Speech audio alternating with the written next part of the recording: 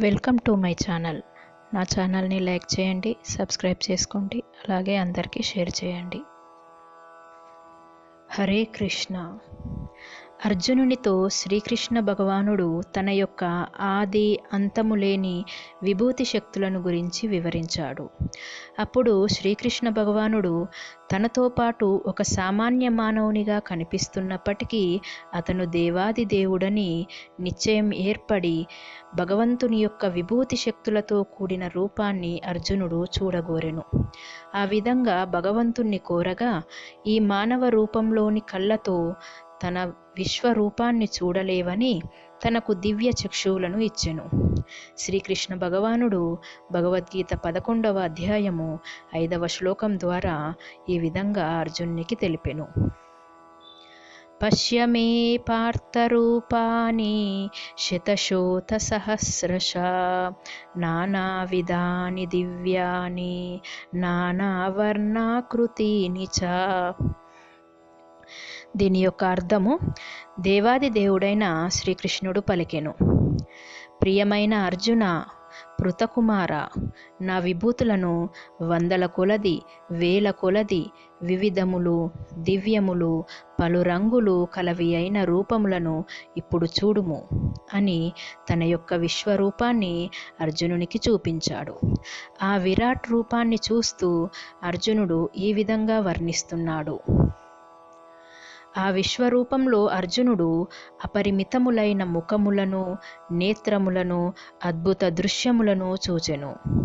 ఆ రూపము దివ్యాభరణములచే అలంకరింపబడి ఎత్తబడిన పెక్కు దివ్య ఆయుధములను ధరించి ఉండెను.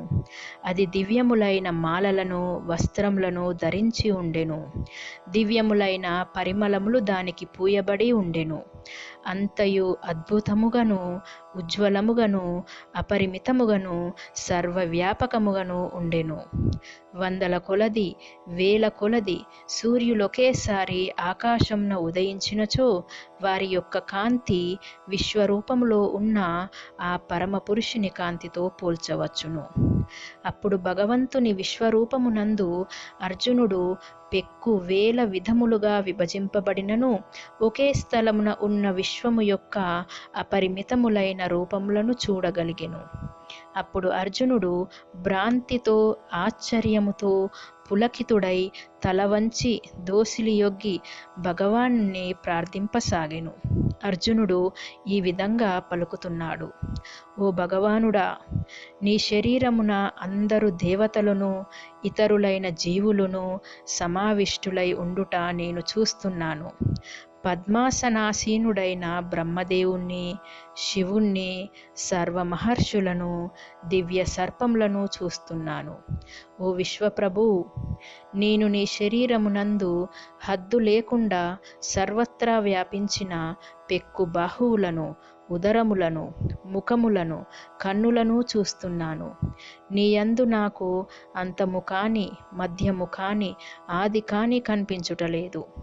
మండుచున్న అగ్ని వలెను, అపారమైన సూర్యుని తేజస్సు వలెను, అన్ని వైపులకు వ్యాపించుచున్న మిరుముట్లు గొలుపు కాంతి కలిగి ఉండుటచే నీ రూపము చూచుట నాకు ఇబ్బందిగా ఉన్నది. అయినను పెక్కు కిరీటముల చేతను, గదల చేతను, చక్రముల చేతను అలంకరింపబడిన నీ ఉజ్వల రూపమును నేను చూస్తున్నాను. ఇంకా అర్జునుడు ఈ విధంగా పలుకుతూ, నీవు ఆది మధ్యాంతరహితుడవు. నీ వైభవములు అపారమైనవి. నీకు అసంఖ్యాకములైన బాహువులు కలవు. చంద్రసూర్యులు నీ నేత్రములు. నీ ముఖము నుండి ఈ విశ్వమునంతను మండుచున్న అగ్ని బయలుపడుచున్నది. నీవు ఈ విశ్వమంతను నీ కాంతిచే తపింపచేయుచున్నావు. నీవు ఒక్కడవే అయినను ఆకాశమును, లోకములను, మధ్యనున్న సర్వ ప్రదేశమును ఆవరించి ఉన్నావు. ఓ మహానుభావ, అద్భుతమును, భయంకరమును అయిన ఈ రూపమును చూసి లోకములన్నీ వ్యధనొందుచున్నవి. ఈ దేవతా సమూహములన్నీయు శరణాగతములై నీలో ప్రవేశించుచున్నవి.